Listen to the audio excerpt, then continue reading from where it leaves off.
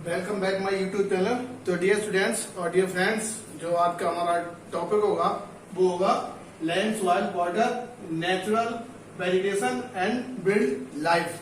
तो इसके बारे में हम पढ़ेंगे। ये बेसिकली चैप्टर है क्या, तो इसको देखते हैं हम लोग। तो ये ज्योग्राफी का है। जो चैप्टर नंबर कौन सा है? चैप्टर नंबर 2 है। इससे पहले मैंने आपको काफी सारे चैप्टर और उसकी वीडियो प्रोवाइड करा दी, तो आप मेरे चैनल पे जाकर प्लेलिस्ट में देख सकते हैं। तो जो लोग मेरे चैनल पे पहली बार आए हैं तो प्लीज चैनल को सब्सक्राइब कर देना और ज्यादा से ज्यादा लोगों में शेयर करना, कमेंट करना। चैनल को सब्सक्राइब जरूर करना है और शेयर भी करना। तो आते हैं land, soil, water, natural vegetation and wildlife. भूमि, मिट्टी, पानी, प्राकृतिक वनस्पतियां और वन्यजीव। तो इसको हम देखेंगे किस तरीके से परिणाम है। तो in small village in Tanzania. अब ये क्या, एक छोटा गांव है तंजानिया का, यानी कि ये small village in Tanzania, Africa. Mamma gets up very early in the morning to fetch water. यानी जो मैम्मा गेट्स है, यानी कि जो अफ्रीका में एक नाम दे रखा है मैम्मा गेट्स वेरी अर्ली। मैम्मा एक नाम दे रखा है किसका? हाथी का। तो वो सुबह उठता है जल्दी और कहाँ एक पानी पीने निकल पड़ता है। वो साउथ अफ्रीका, ये बताया गया साउथ अफ्रीका के जंगलों की बात हो रही है। कहाँ चला गया था? मॉर्निंग में। She has to walk a long way and return after a few hours. और वह घूमने के कुछ समय बाद, यानी कुछ घंटों बाद क्या आ गया? वापस आ गया। She then help her mother in the house. और उसने क्या अपने घर में अपनी मॉम यानी मम्मी की मदद की। Joins her brothers in taking care of their goats. और जो उसका भाई था ज्वाइंस, वो किसकी देखभाल करता था? वो बकरी की देखभाल करता था। तो इन पॉइंटों को आप नोट कर लीजिए, फिर आप बढ़ेंगे आगे।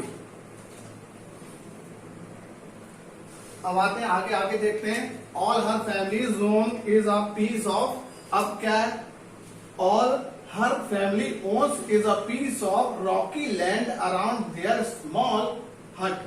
जो यानी कि जितनी भी यानी वहां फैमिली रहती थी अपने खुद में अकेले, तो वो क्या करती थी? लैंड अराउंड देयर स्मॉल हट। और जो यानी कि उनकी जो झोपड़ी बनी हुई थी वो भूमि के चारों तरफ बनी हुई थी।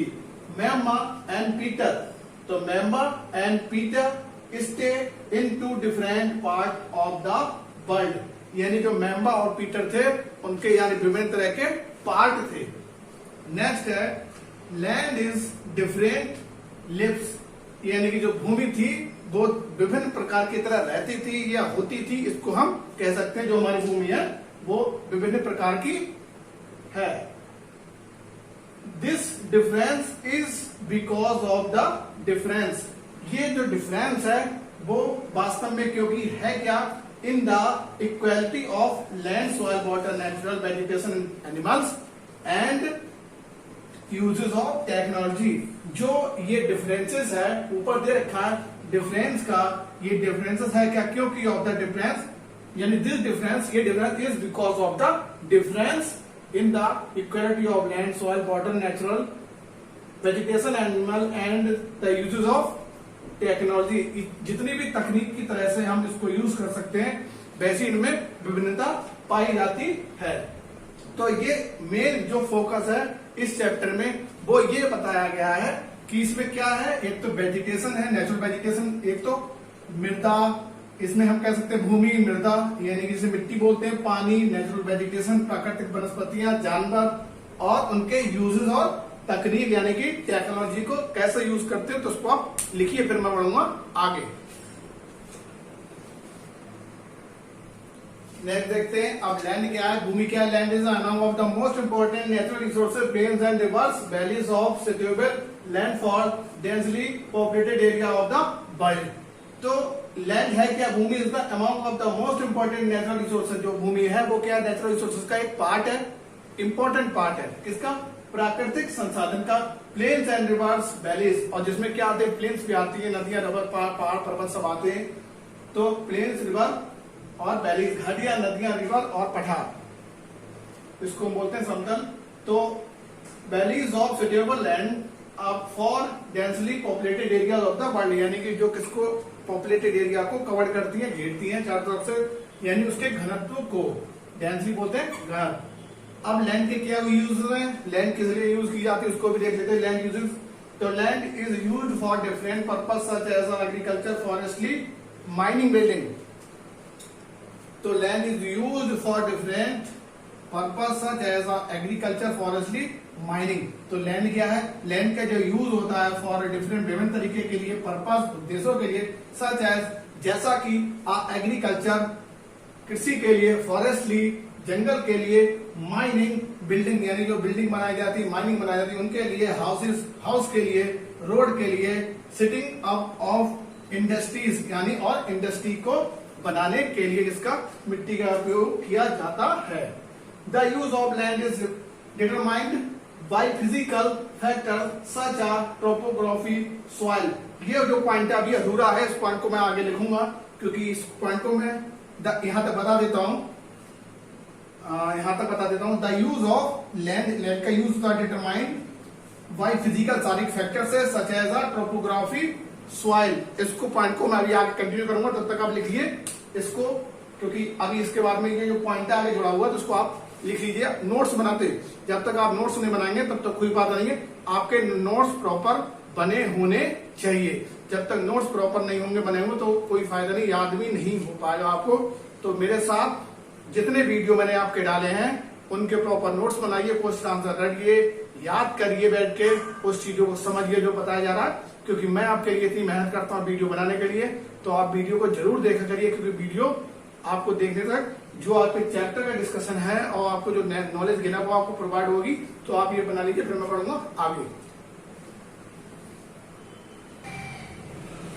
नेक्स्ट देखते हैं, इसी के जो आगे का पॉइंट बचा हुआ उसको देख लेते हैं। तो climate, minerals and availability water, यानी जो क्लाइमेट क्या बोलते हैं हम, जलवायु को। तो क्लाइमेट, मिनरल्स एंड अवेलेबिलिटी, इससे पहले थी टेक्नोलॉजी और हमारा था सॉइल। तो climate, minerals and availability of water, यानी कि जो मिट्टी का यूज, इनमें भी हम टेक्नोलॉजी के इस्तेमाल पर करते हैं, यानी क्लाइमेट के लिए, मिनरल्स के लिए और अवेलेबिलिटी। तो उसको आपको ध्यान रखना है। कंजर्वेशन ऑफ लैंड, तो कंजर्वेशन ऑफ लैंड इसमें क्या है, कैसे हम कंजर्वेशन ऑफ लैंड रिसोर्सेज यानी कि जो मिट्टी के संसाधनों का कैसे हम क्या कर सकते हैं, संरक्षण यानी कंजर्वेशन की बचत कैसे करते हैं, संरक्षण उसका हम कैसे कर सकते हैं, क्या किस तरीके से कर सकते हैं।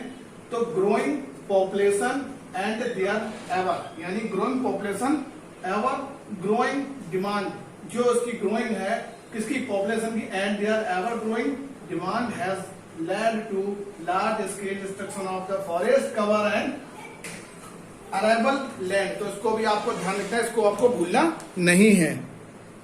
हाँ, तो जो चीजें मैं आपको बता रहा था उसको आपको ध्यान रखना है, क्योंकि क्लाइमेट जो होती है, मैंने ये बता दिया था, resource growing population and their ever growing demand has led to large scale destruction of the forest cover and arable land, यानी कि जो होता है पॉपुलेशन के हिसाब से फॉरेस्ट को भी कवर करती है यानी जंगलों को, और दूसरा जो उसकी भूमि है वो डिस्ट्रक्शन किसके लिए, ग्रोइंग डिमांड, यानी कि जब पॉपुलेशन ज्यादा बढ़ रही है तो उसी हिसाब से किसकी, भूमि की भी आवश्यकता पड़ने लगती है, ज्यादा होती है।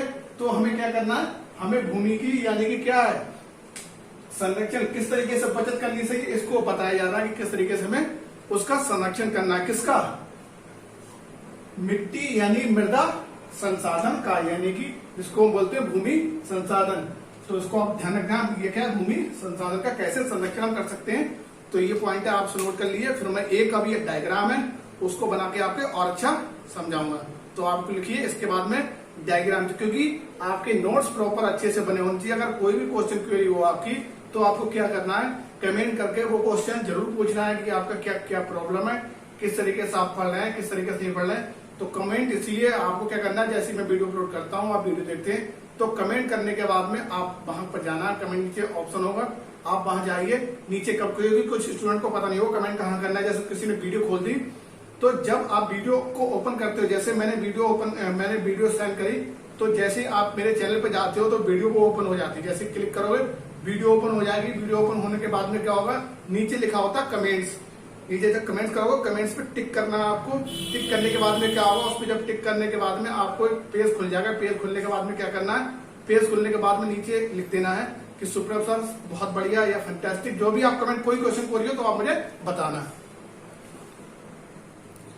नेक्स्ट देखते हैं हमारा जो ये सॉइल प्रोफाइल है कि सॉइल प्रोफाइल किस तरीके से होती है, इसको देख लेते हैं। सॉइल प्रोफाइल किस तरीके से बनती है। तो टॉप ह्यूमन एंड वेजिटेशन, यानी कि इसमें क्या होगी, टॉप ह्यूमन एंड वेजिटेशन यानी मानव और वनस्पतियां होंगी। सब सॉइल यानी कुछ मिट्टी होंगी स्टैंड और कुछ होंगी स्प्लिट और कुछ होंगी क्ले, यानी कि जो मिट्टियां होंगी सब सॉइल विद स्टैंड सिटिल और सिल्ट और एंड क्ले, कुछ मिट्टियां होंगी समतल, कुछ स्टैंड कुछ क्ले। नेक्स्ट हमारा आ गया वेदर्ड रॉक मटेरियल, यानी कि वेदर रॉक मटेरियल भी इसमें एक जैसे कह सकते हैं वेदर टाइप का एक रॉक मटेरियल, चट्टान के तौर पे ये बन सकता है हमारा मटेरियल। नेक्स्ट हमारा पॉइंट है पेरेंट रॉक। तो पेरेंट रॉक इसको भी आप समझ लीजिए कि पेरेंट रॉक किस तरीके से बनती है। तो कोई भी चट्टान है, अब आपको ये पता होना चाहिए कि रॉक्स होती कितनी है। एक तो हमारी इग्नस, सेडिमेंट्री और मेटामॉर्फिक। सेडिमेंट्री जो हमारी जिसे हम बोलते हैं सेकंड, मैं लिख देता हूं, मैं आपको बता देता हूं, चलो ठीक है। पहली हमारी हो गई इग्नस, एक तो इग्नस हो गई यानी कि जिसको हम बोलेंगे इग्नेशियस रॉक, सेडिमेंट्री और मेटामॉर्फिक, क्योंकि मैं आपको बता देना ताकि आप अच्छे से उसको समझ जाए। पहले समझ लीजिए, एक तो पहले हो गई हमारी इग्नस जिसको बोलते हैं हम इग्निशियस, इग्नस बना है फायर से, इसमें भयंकर लावा निकलता है। सेडिमेंट्री जिसको बोलते हैं हम द्वितीयक यानी दूसरी, और थर्ड हो गई हमारी कौन सी, जिसको बोलते हैं हम मेटामॉर्फिक, रूपांतरित या कायांतरित। तो ये तीन शैलें हैं, चट्टाने हैं जो आपको ध्यान रखना है। ऐसे ही हमारे ज्वालामुखी भी होते हैं जिसको हम बोलते हैं वोल्केनो, डोरमैन, एक्टिव और एस्टियन, यानी जो भी वैसे हम कह सकते हैं, एक तो डोरमैन, एक्टिव और हमारे जैसे कह सकते हैं विषुप्त यानी बिल्कुल सूखे पड़े हुए, बहुत हल्के, जैसे कहते हैं कभी फट गए तो कभी नहीं फटे। तो डोरमैन, एक्टिव और वोल्केनो जितने भी होते हैं, वैसे तो बेसिकली तीन होते हैं, तो आपको उनको भी ध्यान रखना है क्योंकि हम अभी वोल्केनो नहीं पढ़ रहे हैं।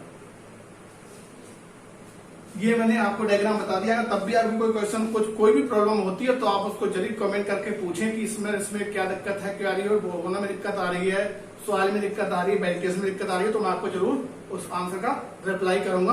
और बाकी किसी भी टाइम आप कॉल करके पूछ सकते हैं, अपना नंबर कमेंट में छोड़ सकते हैं, कमेंट कर सकते हैं। कमेंट भी करोगे तब भी मैं आपको रिप्लाई तुरंत कर दूंगा, नंबर छोड़ने की जरूरत नहीं। आप कमेंट करिए, कमेंट के बाद में आप पहले पूरी वीडियो देखिए, कहीं आपको पहली बात तो प्रॉब्लम होगी नहीं, और अगर तब भी कोई क्वेश्चन क्वेरी बचता है तो आप कमेंट करके पूछ लेना। मिलेंगे इसके नेक्स्ट पार्ट यानी कि पार्ट 2 में बहुत जल्द। थैंक यू वेरी मच, और हाँ चैनल को सब्सक्राइब और शेयर जरूर करना। तो मिलते हैं नेक्स्ट वीडियो में पार्ट 2 में, ये है हमारा पार्ट 1।